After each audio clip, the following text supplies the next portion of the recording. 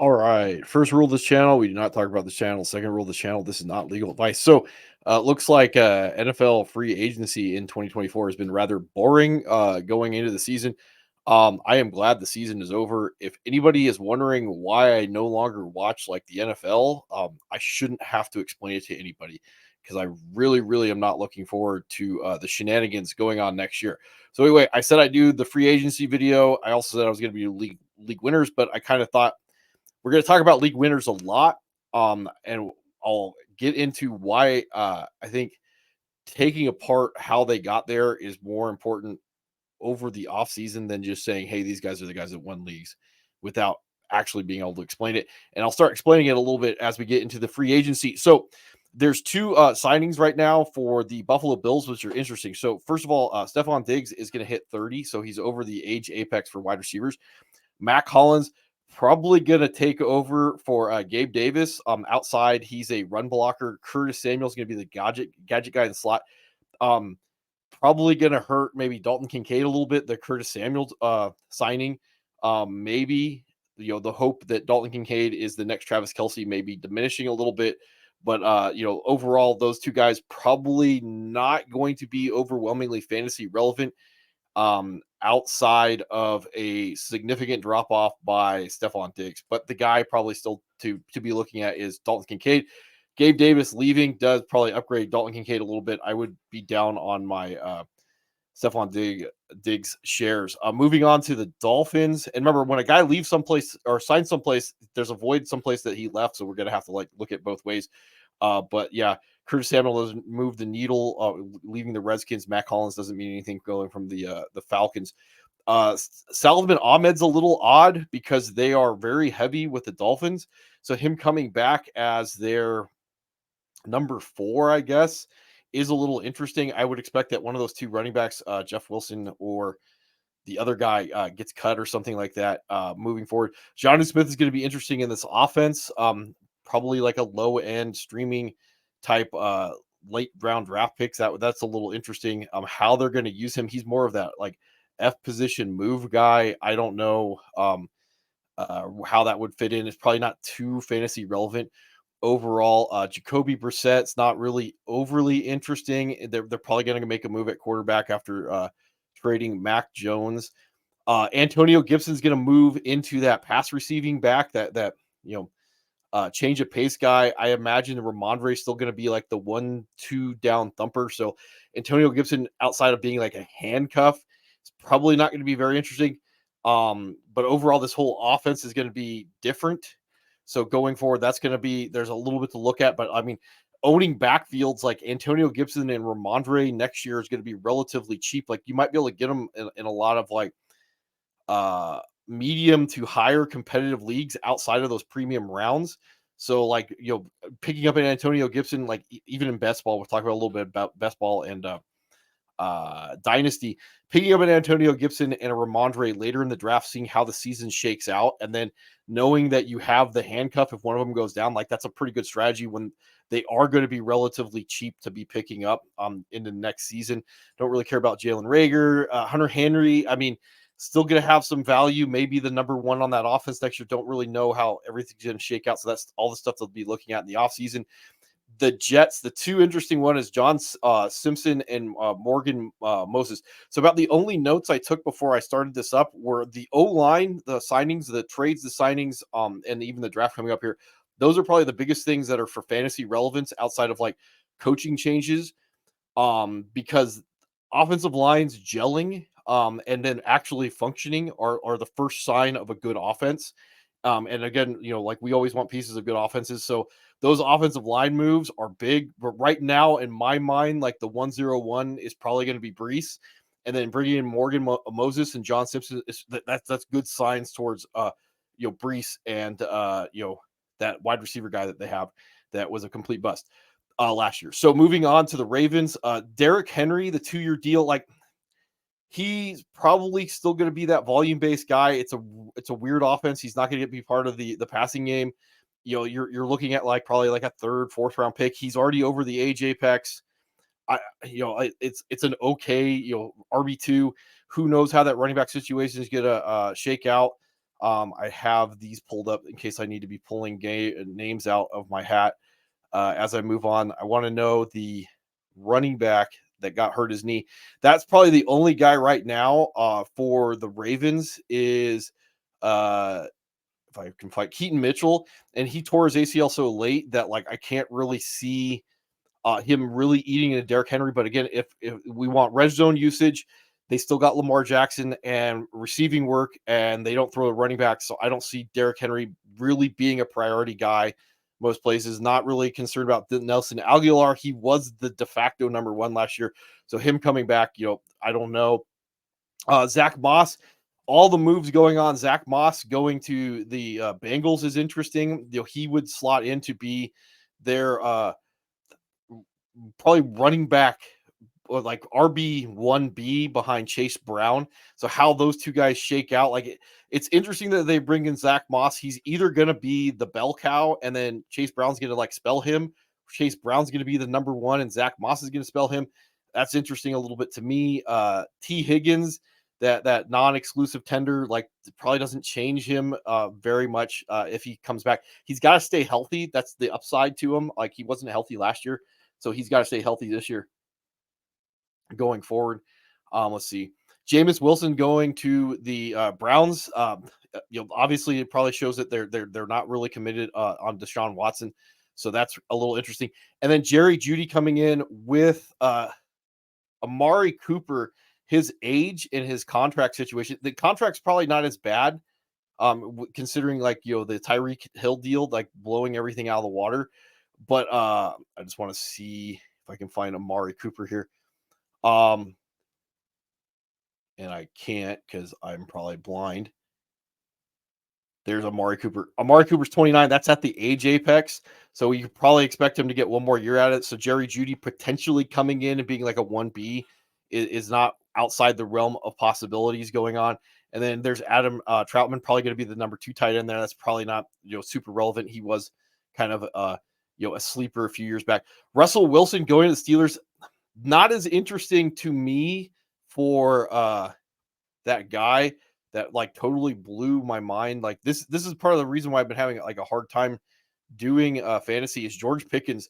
This week 16 explosion that I just can't explain other than like sometimes those guys that you draft to be high upside guys have that high upside week and you just got to roll with them and just go like, I know, like a Gabe Davis, I know it's going to happen. I just got to be patient until week 16 if he gets me there. So anyway, the Russell Wilson going there isn't as interesting to me because I don't think Russell Wilson's that good anymore. If he ever was, it's probably a little bit more interesting to me the Deontay Johnson getting shipped to move George Pickens way up, and he's probably going to be like way overvalued next year. The tight end for them, Freiermuth, is probably a little bit more interesting to me, considering that I think like tight end is going to be like all over the place next year when it comes to trying to value them. There's a lot more, looks like a lot more premium guys, and then a lot more sleepers. Speaking of sleepers, Dalton Schultz like re-signed there, probably going to be the number 3. But again, we like those like high volume passing offenses, so they can probably support 3 guys. Joe Mixon coming in. Already talked about the running back situation for the Bengals. Joe Mixon coming in, not interested that much. Probably being brought in to be a bell cow. When we look at like Antonio Gibson going to the Patriots, he's a guy that's had problems with pass blocking. Part of the reason why they're going to bring in a Joe Mixon is because they can trust Joe Mixon. They still are going to have that running back who disappointed, and it shows how super interested and ready to go I am that I just don't have anybody. My brain's not functioning. It's midnight. I'm ready to go to bed. So Dameon Pierce, who disappointed last year, he's going to come back. So Joe Mixon is probably going to be that trusted guy, and I imagine Dameon Pierce is still going to get sprinkled in a little bit. But Dalton Schultz, like, definitely want pieces of this. And if he falls outside those premium like top 12 tight ends, he would be one of those guys like a Freiermuth that I would definitely be stashing. Again, I like going in out of my my restart drafts with 2 tight ends, 2 quarterbacks, like because there are guys that I know I can get value out of later in the draft instead of playing around with somebody else. Michael Pittman re-signed with the Colts. He's going to be jumped up probably like a 3rd, 2nd round draft pick a lot of places next year. Obviously the quarterback, the young kid that I'm really not paying attention to tonight, having a hard time because can't remember anybody. Anthony Richardson, he's going to be back. Like that's the guy. Like I think everybody should be targeting at more valuable pick. He's probably going to be the most valuable points per play guy in fantasy next year if he can stay healthy. Mac Jones going to Jacksonville. I talked about this last year a little bit with Jacksonville, that Mac Jones or with Jacksonville may not be good. Like Trevor Lawrence may just not be good, as good at football as we like. So that just goes. Gabe Davis probably not slotted in to be number one. Calvin Ridley left. Like it's just not super interesting. It does look like they're going to keep Zay Jones now. Parker Washington, I think, is still there. So like they're getting a hold of this offense, but getting a hold of it cheaper is going to be more interesting. Like Gabe Davis is probably going to give you what he's been giving you the last few years. I just don't see this really changing the needle to be a high end wide receiver one, like a league winner type, but like he meets the criteria of a guy who's left going to a new situation that should just get peppered with targets, and they're going to be the targets that we want. So again, the value of this is probably the value of where Gabe Davis is going to go next year is going to be more valuable than like what it actually matters what he does, because if he's just a lottery ticket, like I'll and you're going to give him to me in like the 9th to 13th round, I'm going to take that lottery ticket based off the fact that we know in fantasy when a wide receiver goes to a new team, he could become the de facto number one. That's just something I want a piece of at cheaper prices. And he's attached to like at least a not bad quarterback. Mason Rudolph to the Titans, not interested. Tony Pollard, obviously, with Tajay Spears, they're going to be splitting time. Again, this is a backfield I probably want pieces of. It's probably going to be a little bit more pass heavy, especially Calvin Ridley's another guy that I'd be interested in at the price after disappointing last year. Again, what's he going to do if I get him at a wide receiver 3 price and he gives me a wide receiver 3 return? It's not going to hurt me. He's still going to have the possibility of being the wide receiver 1 there. I will bet on that based off of where he's going in the drafts, because I could get him relatively cheap. Again, Tony Pollard and Tajay Spears are probably this is looking like it's going to be a pass heavy offense right now. So Tony Pollard and Tajay Spears are guys that I probably want in my drafts because they're going to be cheap, and I can see how the backfield's going to shake out. If I get an injury, I win a league. So that's just the way to look at it with those two guys going where they're going. A fullback sighting in Denver, and then little Jordan Humphrey. If you followed after waivers, you'd probably hear that name before. So we get to the Chiefs. There's some interesting stuff here. So Marquise Brown goes to the Chiefs. He's going to slot in to probably be the number 2. Obviously our boy Rashee Rice is going to be the number 1.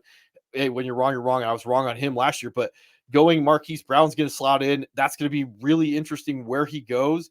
I don't think that he is going to really be too fantasy relevant outside of probably being that wide receiver 3 range, but it is going to be interesting based off of price. What I would be looking at going after him, especially because like I could definitely see Rashee Rice being overvalued and Kelsey being overvalued, and then Marquise Brown being undervalued, and getting a piece of that offense next year would be interesting overall. And then like no wider or offensive line signings. That's not a good sign for a team that had a little bit of offensive sign problems. Our boy Gardner Minshew goes to the Raiders. Not going to be probably fantasy relevant next year. It is going to help like Devontae Adams if he's still there. And then the other news coming out of all this, again, there's Amir Abdullah. Hey, play special teams, pass block, you're going to get re-signed. Is Zamir White is going to be really pushed up the rankings. Like right now, guys that I'm interested in, Zamir White is a guy I'm going to be interested in. And then we'll get to one of the other free agents. The guy who left, Josh Jacobs, going to the Packers, is another guy that I'd be really interested in next year. Again, depending on price. Like Josh Jacobs, I could definitely see maybe chasing into the late first round. Zamir White would be a guy that I'd be looking probably like a 3rd round draft pick to if I could get away with it. The hype train is on these guys is just going to go out of control. That's why I kind of like to go radio silent and kind of let the hype trains go, so I can come in and not be influenced by other people's opinions going on. Gus Edwards going to Chargers, not really interested. This offense is going to be a mess. They traded Keenan Allen. I have no idea at this point what's going to go on with all this stuff. So Gus Edwards, again, maybe he gets goal line carries in an offense that should be okay. Not going to get receiving work. I would imagine another running back's going to get brought in there, especially Austin Eckler left. Nobody for the Cowboys of any interest. So like what they have is what they have. Rico Dowdle maybe, for the boys. I wouldn't be surprised if they go a different direction. There's going to be moves and trades and stuff going on. A lot of interesting stuff for the Giants I did see. So Devin Singletary right now is going to walk in to be the number one. So if he's going outside of like the third round, he's probably going to be valuable unless somebody comes in late. But again, this is just like overreacting to free agency right now. Let's see. And then there's some offensive line moves. Those are always good stuff to see for teams that we're expecting to be better. So if we see offensive linemen coming in, obviously moves just to make moves are not good, but it moves at least tell us that they're trying to fix something that's broken. So Saquon Barkley going to the Eagles, not really interested in that. So again, this is the same problem. Not going to throw to him because they haven't been throwing to him. They're still going to give it to the other running back that's still there. Again, super prepared by me that they really like, that's been cutting into work as I try and hunt this guy's name down for you guys. And I know there's people out there who are like, oh, Kenneth Gainwell's still going to be there. They do like Kenneth Gainwell. He's probably going to be like the receiving back.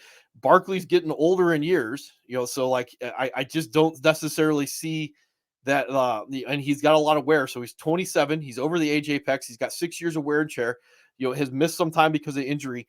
He's going to go to the Eagles. The offensive line is probably not going to be as good after Kelsey has retired.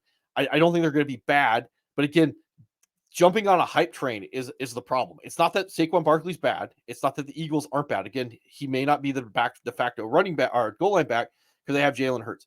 So we're kind of if we're overhyping Saquon, it's because we think he's going to get the offense is still going to be good. He's going to get the goal line carries, which didn't happen last year, and he's going to be the receiving back, which didn't happen last year. And then Gainwell's not going to eat into the load, which I also, as long as he's there, I just don't see not happening. So again, muted expectations on what should be like, oh my God, Saquon Barkley went to the Eagles. Like, yeah, I'm not super interested in that overall. Let's see. Eckler going to Washington. They have two thumpers in Rodriguez and B-Rob. So again, like he probably slots in to be that change of pace receiving back, just not really interested in that. Overall, don't know what the offense is going to look like. Sam Howell got traded. Marcus Mariota came in. Who knows what it's going to be looking like next year. So not really interested. The Bears, a lot of really interesting moves. So DeAndre Swift comes in, 3-year, $24 million deal. They already have they have running backs galore going on in Chicago. So Roschon's still there. Khalil Herbert's still there. I think what's his face? DeAndre Foreman isn't under contract, I think. But Khalil Herbert and Roschon are still there. Then they bring in DeAndre Swift. I don't like any of that right now. And I wouldn't be surprised if since they brought in Swift that Khalil Herbert gets moved because he's on the last year of his deal. And then teams are going to be kicking around on Roschon because of the money that was spent on DeAndre Swift. When we look at DeAndre Swift's deal being 3 years, $24 million, remember, Miles Sanders got $6 million a year last year.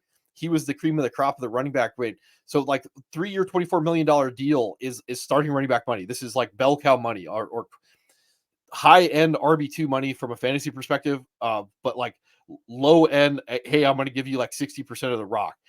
That's not hey, we're gonna let Herbert and Roschon be a part of this too. Keenan Allen coming in again. He's a possession guy. He's older now. Over the age apex, as I can click on him, he's going to be 31. Not as injury prone as some of the people have made it out to be that over his course of his career. It's going to be a good pairing with DJ Moore.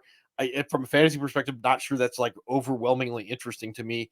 And then the Lions, you see that they have two offensive line signings, which is good for the other pieces that are already there.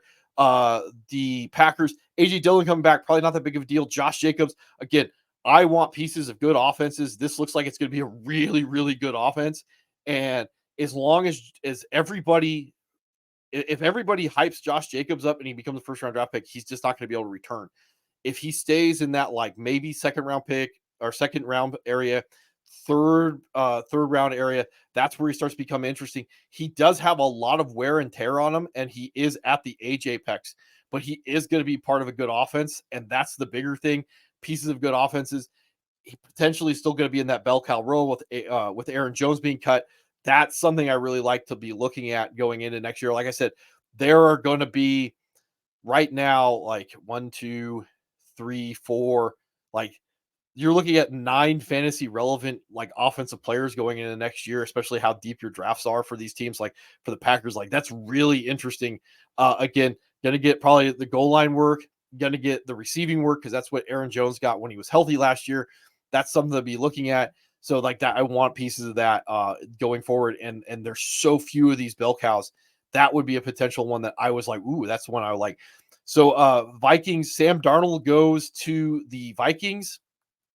Um, Overall, like I like that. I think he potentially could even be an upgrade to Kirk Cousins, who went to the Falcons. If I haven't already gone over that, so Sam Darnold goes there. So like obviously all the toys, it keeps them on track to be where they need to go. I don't think this is a downgrade to Justin Jefferson or Jordan Addison. Hawk is obviously going to come back from that knee surgery. Aaron Jones coming in, he is again over the age apex. But slotting into that role, maybe Ty Chandler, maybe. I think Alexander Madison's still going to be there. So, like, maybe some muted expectations. Again, this is going to be cost where the hype chain puts Aaron Jones relative to where I think he should go. But again, 1 year, $7 million deal, starting running back money. They're expecting him to touch the rock. There's Kirk Cousins we just talked about. This is another huge one. Probably you guys have already heard this. So when it comes to the Falcons, this puts Bijan, this puts the tight end and the wide receiver. And again, I'm tired. I'm sorry. It's late and I'm ready to go to bed, but I want to get this out because I've been putting it off. So this puts Bijan, like this would move Bijan way up there. And then with our tight ends, Drake London.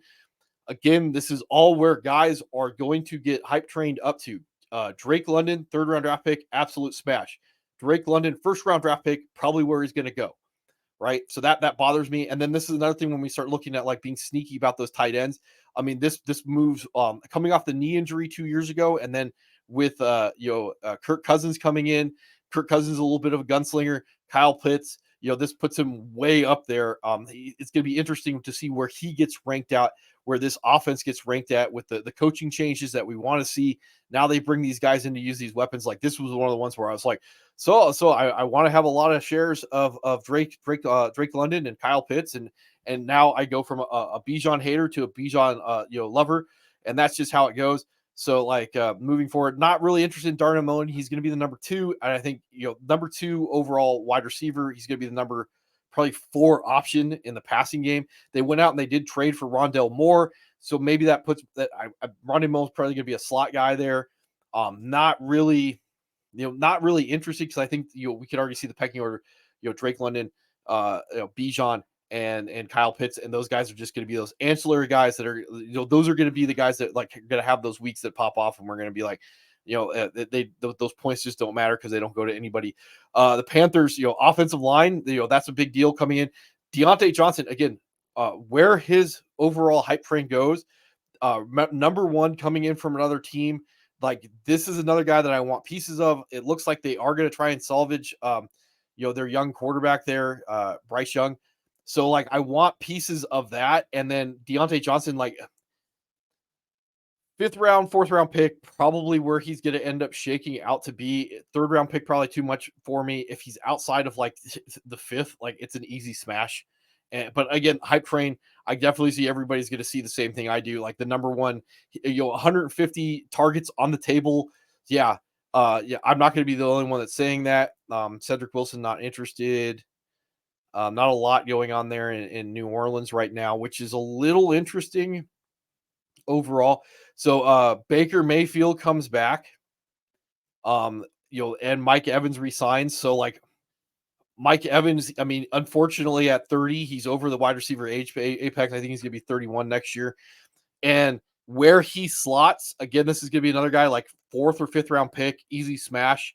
If he starts creeping into that wide receiver 2 or 2nd round, 3rd round area, it's probably going to be like too much risk for me at that age. But like it is interesting, getting a 2nd year back with Baker Mayfield going forward. So Desmond Ridder goes to Cardinals, not interested in that. DJ Dallas, not interested in that. The big news out of all this with Rondell leaving and Hollywood Brown leaving makes Michael Wilson like the number one going into the season. He's going to be the number two, obviously, behind our boy, the tight end, Trey. God, shows how tired I am tonight. Can't remember anybody. Trey McBride. So Trey McBride is like Trey McBride is going to probably be the tight end one next year going into the season. Hopefully, Travis Kelsey in a lot of leagues gets hype train, and Trey McBride probably should be the number one overall tight end. And then the guy to be looking at after all these moves, obviously, I talked about him before, is Michael Wilson, and this is going to push Michael Wilson into that, like he's going to be the number two guy. He's probably going to be around 100 targets. That's the stuff that we like. He's going to get the valuable outside stuff. This is probably not going to be a super run heavy offense. Probably balanced. So I like all of that. And then Michael Wilson maybe going out undrafted in a lot of less competitive leagues, probably should be like a late round draft pick. There's a lot there because again, those targets need to go someplace. It's probably going to go to the tight end and running backs. But again, if I can get a guy really cheap like Michael Wilson, and a lot of stuff says like he's the guy to go out and get out of that offense. Demarcus Robinson coming back to be the slot. I was kind of expecting maybe Cooper Kupp to get moved. He hasn't yet, and then they brought like offensive linemen in. That's always good to see for the Rams. So that would keep Kieran Williams on track, and our boy Puka going forward. Not a lot with the Niners. I think that Christian McCaffrey is going to be overvalued this year, just going forward. When we look at his age and then the wear and tear on him, it's going to start to stack up. And right now, he's probably overvalued. He may be the 101 in a lot of leagues, and that's just probably too rich considering what he's going to be at that age. They're going to probably have to take like some of the short yardage, like that grinder work, especially in the goal line away from him. Wouldn't be surprising. Sam Howell going to the Seahawks. The only thing that really tells me is that the Seahawks may not be invested in Geno Smith, which kind of would downgrade those wide receivers there overall. Don't know. I did see some guys talking about like Noah Fant may be on the sleeper list, and yeah, maybe the tight ends, the second contract tight ends are where the value starts to return on these guys. So yeah, but there, as long as all those wide receivers come back and then he's there, there are probably better gambles. He probably would still look at being like, the number 4 overall in the offense in the passing game. And I just don't see him out jumping some of the guys that maybe we can predict to be like the number 2 option in their passing game overall. And that's about it. I hope I got everybody on this. I did pull this up so I can see if I forgot anything. We got Keenan Allen, Sam Howell, Hollywood Brown, Joe Mixon we talked about. So and then there's Curtis Samuel. I think that's about it for all the moves. So that should be free agency. And again, temper all this with the draft coming up, because the draft is going to throw all this into the air and resettle everything. And then there's going to be all that camp news that's going to come on. And then with all those hype frames that are be going on during the off season, like trying to figure out where these guys should go. I like to just have an idea where I think certain things should be falling in my head. And I do tend to not pay attention to a lot of stuff in the off season. The years that I've put in a lot more work, I tend to get invested in what everybody else is saying. And it's just really like when we look at the sleepers and this are the league winners, and this is why I was going to talk about this. So from an overall running back perspective, if I pull up the entirety of the season, I don't know how I can do that. So anyway, when we pull up the entirety of the season, as I try and figure this out. So anyway, when we look at the entirety of the season, when we're trying to find like the guys that win leagues, a guy like Kieran Williams is really interesting because of the fact that like he no one would talk to him, talked about him all year, except for the fact that there were certain guys that were in the Rams beat writers, or that were part of the Rams beat writers. There aren't really beat writers left, but guys that were really involved with the Rams camp that knew that Kyren Williams was going to be the guy. And those are the type of guys that we want to look at. We don't want to listen to as much what everybody else's hype trains are saying. We want to be able to just listen and go, hey, this is going to be the guy, and he's undervalued, and I can go get him, and put him on my roster. So those are the guys that are more valuable to me than everybody else that are trying to give themselves confirmation bias over finding the guy that they think is going to be the league winner. And then that guy whose value was correct when he was going in the right part of the draft that was very low risk and very high reward gets pushed up beyond a certain spot that he's no longer valuable, but we still have our confirmation bias. We still have our attachment. And then we pull the trigger on a guy that is now overvalued and he doesn't return. And then, we're behind the 8 ball trying to go find a different league winner just to get us back on track to make playoffs. So that's just the thought process behind it. So anyway, hopefully I'll be back maybe before the draft, but otherwise I will come back after the draft and reevaluate where all that stuff went down. So yeah, hope you guys like it, and see you sometime